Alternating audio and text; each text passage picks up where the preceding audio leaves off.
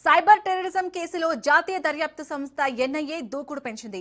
గుజరాత్ లో నమోదైన cyber terrorism case దర్యాప్తులో భాగంగా 5 రాష్ట్రాల్లో ఏకకాలంలో సోదాలు నిర్వహించింది. మహారాష్ట్ర, గుజరాత్, తెలంగాణ, బీహార్, ఢిల్లీలోని 5 ప్రాంతాల్లో ఎన్ఐఏ అధికారులు తనిఖీలు చేపట్టారు. ఆపరేషన్ సింధూర్ సమయంలో దేశంలోని కీలక వ్యవస్థలను లక్ష్యంగా చేసుకుని సైబర్ దాడులకు ప్రయత్నించినట్లు దర్యాప్తులో తేలింది. ఏకంగా 54 వెబ్సైట్లపై DDoS దాడులకు యత్నించినట్లు అధికారులు గుర్తించారు.